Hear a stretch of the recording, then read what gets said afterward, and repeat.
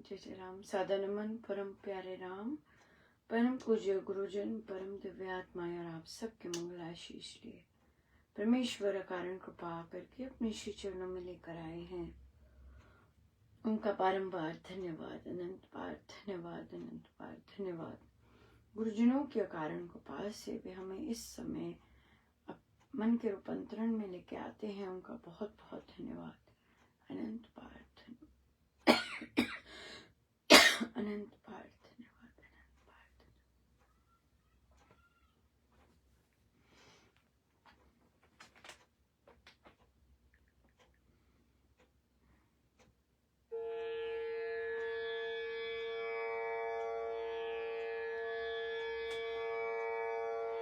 पतित जनों को करो पुनीता, जय माँ सीता, जय माँ सीता।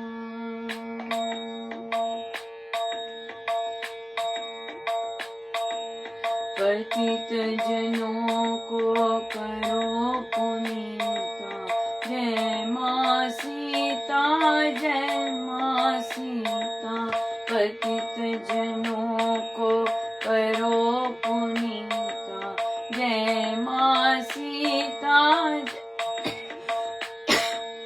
पतित जनों को करो पुनीता, जय माँ सीता, जय माँ सीता। पतित जनों को करो पुनीता, जय माँ सीता, जय माँ सीता। पतित जनों को करो पुनीता,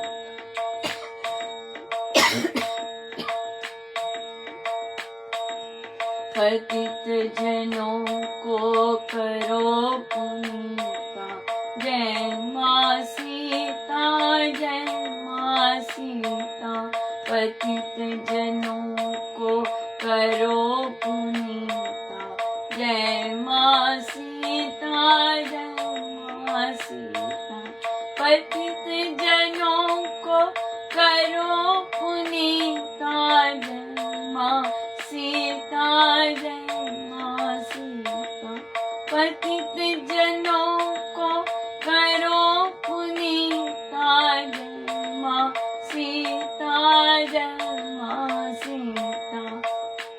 पतित जनों को करो पुनीता, जय माँ सीता, जय माँ सीता।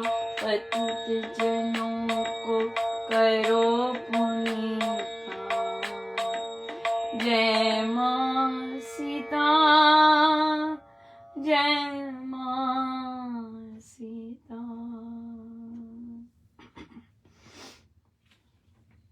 श्रीमद् भगवद गीता भाष्य जी।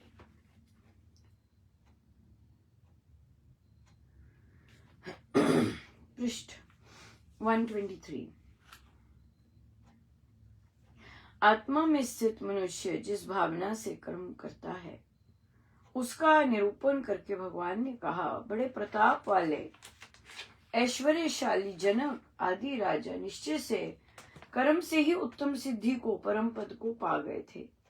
मनुष्य समाज का संग्रह, जनता का संगठन तथा भलाई देखते हुए भी तुझको कर्म ही करना चाहिए। जनक, नहुष, मानधाता आदि सभी कर्तव्य पालन से ही सिद्धि को प्राप्त कर पाए थे। तू उनसे कोई अधिक ज्ञानी नहीं है जो कर्म त्याग पर बल दे रहा है। तू भी शिष्ट परंपरा पर चलकर कर्म करता रह। देख, जन समाज का भला भी तेरे कर्म करने में है। यदि तेरे जैसे गिने चुने माननीय मनुष्य कर्तव्य कर्म से विमुख हो जाएं और संन्यास के मार्ग पर चलने लगे तो कर्तव्य पालन में सर्वसाधारण की रुचि ना रहे, जाति की बड़ी भारी हानि हो और समाज का बड़ा अनिष्ट हो जाए। इसलिए शिष्ट पद्धति के अनुसार तथा लोक संग्रह की दृष्टि से तुझे कर्म करना ही चाहिए। जो जो शुभाशुभ कर्म श्रेष्ठ जन करता है वे कर्म दूसरे करने लग जाते हैं। साधारण जन तो बड़े मनुष्यों का ही अनुकरण किया करते हैं। वह बड़ा मनुष्य जो उदाहरण उपस्थित करता है अथवा जो नियम धर्म प्रमाण रूप से मान लेता है, जनता उसी का अनुसरण करने लग जाती है। जाति और धर्म के नेताओं का जीवन लोगों के लिए उदाहरण हुआ करता है। ये समाज की संपत्ति हुआ करते हैं। लोग उन्हीं के पीछे चलते हैं। उनके धर्म कर्म का, वेश भाषा का और आचार व्यवहार का लोग अनुकरण किया करते हैं। इस कारण अपने उत्तरदायित्व को समझकर श्रेष्ठ जन को कर्तव्य कर्म का ही आदर्श उपस्थित करना उचित है। यस, बहुत ज्यादा रोल मॉडल्स बनते हैं, बहुत बहुत इस तरह से जैसे जैसे आप करेंगे वैसे वो अनुसरण करते हैं। कईयों में पैदाइशी ये चीजें होती हैं, तभी उन्हें कहा जाता है, अरे भाई चुगली निंदा मत किया करो, सब वही करना शुरू कर देंगे। आप आप सत्संग में बातें मत किया करो, सब वही करने लग जाएंगे, और करते भी हैं। तो इसलिए उसी तरह माता पिता होते हैं। हमें लगता है बच्चे ऐसा कर रहे हैं, पर बच्चे तो माता पिता को ही अनुसरण करते हैं, राइट, इस तरह से। सो इसलिए हम अपना ध्यान से हमें प्रभु ने अगर अब किसी भी चीज में बड़ा बनाया है तो हमें ध्यान से देखना होता है कि लोग हमें देख रहे हैं, बच्चे हमें देख रहे हैं, वो हमसे सीख रहे हैं, सब कॉन्शियसली सीख रहे होते हैं। ये नहीं कि आपको सिखाना पड़ता है, नहीं, आपके बिहेवियर्स, आपकी चिंताएं, जैसे आप चिंता करेंगे वैसे ही आप देखेंगे जब बच्चा बड़ा होगा वो भी वैसे ही करेगा। अनटिल एंड अनलेस वो सजग हो कि मैं क्या कर रहा हूँ मैं तो ऐसी नहीं हूँ, राइट। लेकिन सब कॉन्शियसली जो अपने पेरेंट्स से सीखा होता है वो आता है, अनटिल एंड अनलेस हम बहुत स्ट्रांग चयन करके उससे अलग ना हो। कई बच्चे भी ऐसे होते हैं, बड़े स्ट्रांग चयन करके अलग होते हैं कि नहीं मुझे ऐसा नहीं बनना है, मुझे ऐसा नहीं करना है, इस तरह से। सो इसलिए कर्तव्य कर्म जो जैसे जैसे करेंगे। बहुत कृपा रही महाराज की, दया की उन्होंने बहुत ज्यादा। और आज बहुत हैवी डे होता है, लेकिन बड़ी कृपा रही कि सब शांत बैठे, बच्चे भी शांत हो गए। अब थोड़ा सा पूरी तरह तो नहीं पर शांत हो काफी था और बड़ा। और मैं लैब करवाना चाहती थी अपने बच्चों से, और वो भी बहुत सुंदर कर पाए और हो पाया बड़ा अच्छा सा। तो बड़ी बहुत दया रही। मैं तो कर नहीं सकती थी ऐसे, संभव ही नहीं था, लेकिन बहुत बहुत कृपा रही। और मुझे लगता है आने वाले समय में और ज्यादा इस तरह और कृपा बरसेगी और काम और अच्छा बेटर हो पाएगा। सो बहुत दया है गुरुजनों की, बहुत कृपा है। और देखिए जो वो मैं देखती हूँ अधिकतम लोग अच्छे होते हैं, उनमें कूटनीति छल कपट नहीं होता, अच्छा सीधे होते हैं। और कई बार हमारे एक्सपीरियंसेस इतने डिफरेंट हुए होते हैं कि हमें ऐसे लगता है कि कोई दूसरा कहीं चालाकी ना कर रहा हो, है ना, इसलिए ऐसे लगता है। लेकिन तो देखिए, पर वो चालाकी होती नहीं है जब बात पूरी होती है। तो वो जो मेरे कॉलीग थे वे आए और मैंने बात की थी। मैं आज सुबह ही मुझे मौका मिल गया और मैंने बात की। मैंने कहा देखिए वो ले आए अपनी क्लास को, तो क्या करना चाहिए। तो फिर कहते नहीं, अगर उनकी किसी की ड्यूटी लगी होती है तो उसी को पैसे मिलेंगे ना, पैसे का भी होता है। तो फिर उन्हें बुलाया गया और वो पसंद तो नहीं करते वहां जाना, पर बुलाया गया। तो फिर मेरे पास आए, कहते वो ऐसे बोल रहे थे। मैंने कहा हाँ, मैंने कहा जब आप बैठे हैं और आपको पैसे मिलने चाहिए, क्योंकि अगर आप मेरे रूम में आ जाते हैं तो फिर मेरे को पैसे मिलेंगे, राइट। पर क्यों मिले क्यों मिले, जब आप कर रहे हो सब कुछ तो आपको मिलना चाहिए ना, इस तरह से कॉम्पनसेशन होना चाहिए। क्यों आप ना लो वो चीज और क्यों वो मेरे हिस्से आ जाए। तो फिर कहते नहीं, मुझे लगा कि आपके नाम पे है, मेरे नाम पे तो है, पर ड्यूटी आपकी लगी है तो आपको ही करनी है ना ड्यूटी। मेरे नाम पे है तो मेरे अंडर आके बैठेंगे तो फिर उसका कॉम्पनसेशन भी मेरा ही होता है। तो बड़े आराम से उन्होंने सुना भी और किया भी, और सब सब हुआ भी बहुत अच्छा, और लोग ऑफर भी करते हैं बहुत सुंदर। सो इसलिए बड़ी कृपा है, बहुत कृपा है। बस वही हमारा ही रहता है कि हमारा स्वभाव बड़ा सौम्य रहे, बड़ा बहुत अच्छा रहता है, सौम्य रहे, जैसे हम हैं वैसे ही रहे। किसी भी चीज के कारण ऐंठन ये सब पसंद ही नहीं है ना। तो आए भी ना तो अच्छी बात है, तो बहुत अच्छी बात है। सो पर ठीक है। सो बहुत बहुत कृपा रही गुरुजनों की, बहुत ज्यादा। प्रश्न आया कि जब कोई चल बसता है तो वहाँ पाठ होते हैं, बिल्कुल गरुड़ पुराण का पाठ होता है। तो ऐसे उन्होंने कहा श्रीमद् भागवत की कथा होती है, उसमें से गरुड़ पुराण का पाठ होता है। तो प्रश्न आया कि क्या इससे उनको दूसरा जो चला गया उनको मोक्ष मिल जाता है? पहले तो हम ये समझते हैं कि मोक्ष का मतलब क्या है। मोक्ष का मतलब या मुक्ति, मोक्ष मोक्ष तो बहुत बड़ी चीज है। मोक्ष मिलना मतलब कि मेरे जितने भी बंधन हैं वो टूट गए हैं, समाप्त हो गए हैं, और अब मैं परमेश्वर के साथ एक हो गई हूँ या एक हो गया हूँ। ये मोक्ष है। ये जीते जी होता है, राइट। मरकर उन्हीं का होता है जो जिनका अंतिम समय बहुत ज्यादा दिव्य रहा, राइट, वो होता है। तो फिर जब मोक्ष ये है, तो मरने से मोक्ष कैसे मिलता है? या फिर किसी का कोई चला गया है और अगर मैं उसके लिए पाठ करती हूँ तो अगले के बंधन कैसे टूटेंगे? ऐसा नहीं होता। बंधन तो स्वयं ही तोड़ने होते हैं। बंधन तो स्वयं ही तोड़ने होते हैं। बंधन तो स्वयं ही समाप्त करने होते हैं। मेरे करने से किसी के बंधन नहीं समाप्त होते। ये तो सबकी स्वयं की ही यात्रा है। गुरु अलग होते हैं, संत अलग होते हैं कि वे कुछ अनूठी सी अद्भुत कृपा करते हैं, पर वो विरली होती है। पर अपनी कमाई तो अपनी कमाई करनी होती है ताकि हमारे हर चीज से बंधन टूटे, राइट। सो मेन चीज आ जाती है देह से। जब हम कहते हैं कि मृत्यु आ गई या जीवन ये वाला, पर सिर्फ देह का ही जीवन समाप्त होता है, आत्मा का कोई जीवन नहीं समाप्त हुआ ना। आत्मा के ऊपर जितना किया धरा है, लगा हुआ, वो चलता ही जाता है, बिल्कुल चलता ही जाता है।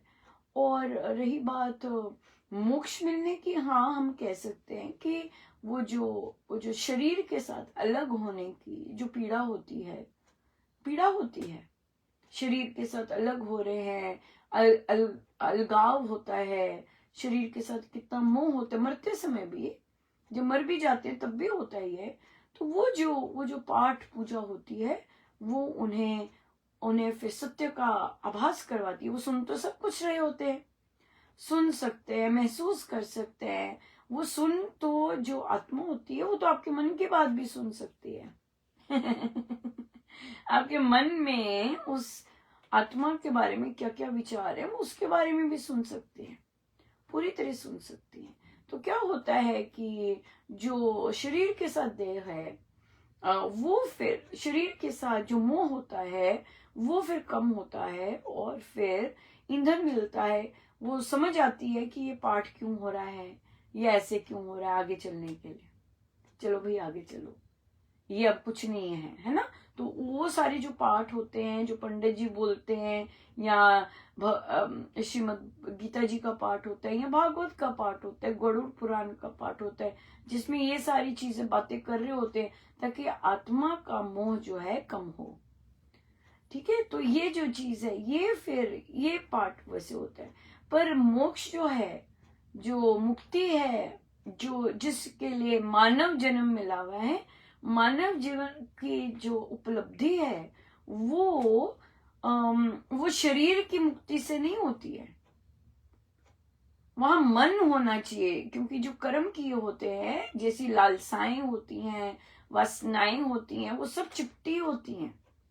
वो उससे कोई मुक्ति नहीं हुई होती, ना गरुड़ पुराण से होगी मुक्ति, ना किसी से, वो स्वयं करनी होती है। इसीलिए महाराज हमें सिखाते हैं अपनी सदगति स्वयं कीजिए। आगे चलना है हमें।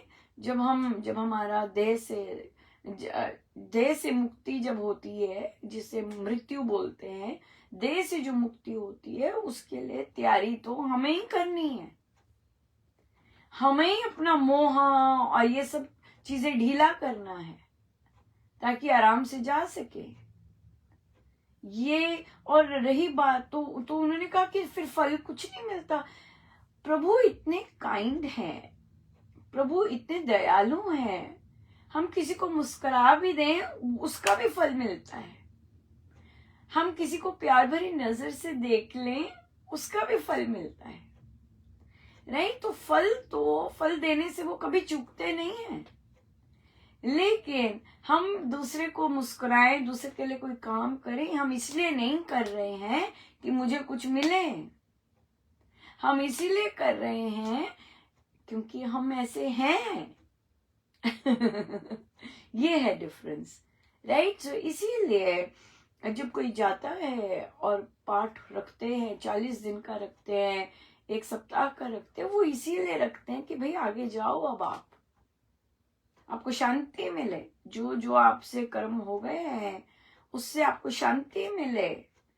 कई बार सारी उम्र ठीक कर्म किए होते हैं, लेकिन हमारी कई वासनाएं खत्म नहीं हुई होती, और फिर उनके कारण हम ऐसे कदम ले लेते हैं जिसका हो सकता है हमें अंदर कचोड़ते हो, राइट। तो लेकिन तो फिर, और जब मृत्यु हो जाती है तो फिर हम या हमारे कई ऐसे डिसीजंस होते हैं जो हम वापस नहीं कर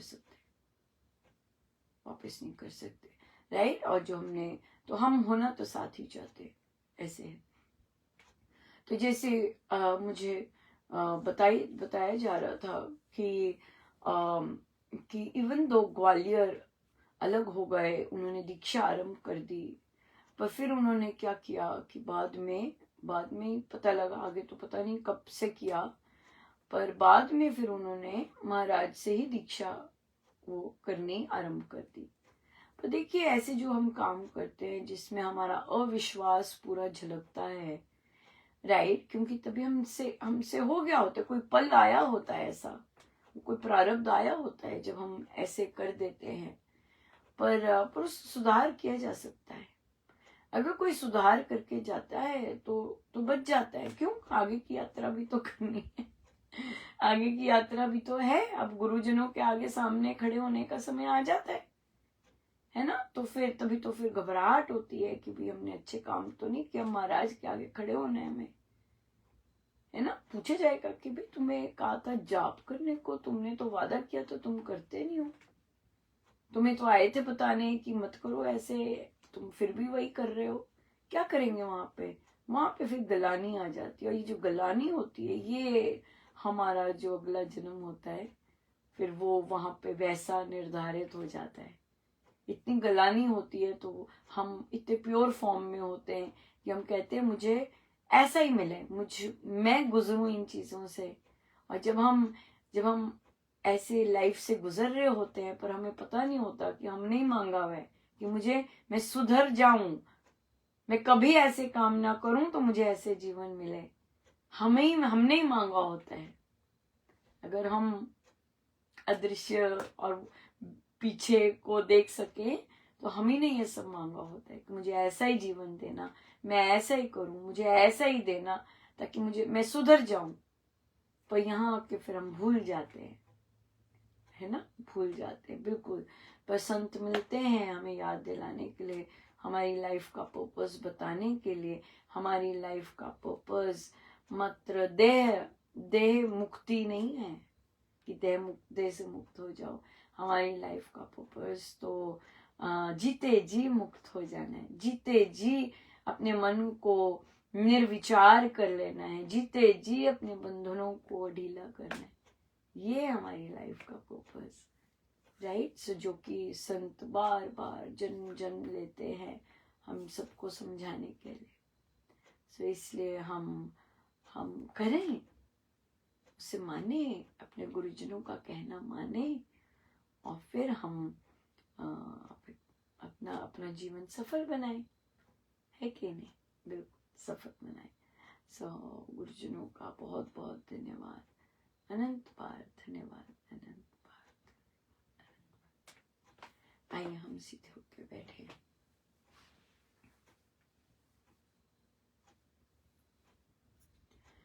अपने प्रभु अपने गुरुजनों के श्री चरणों में बारंबार नमन, अनंत बार।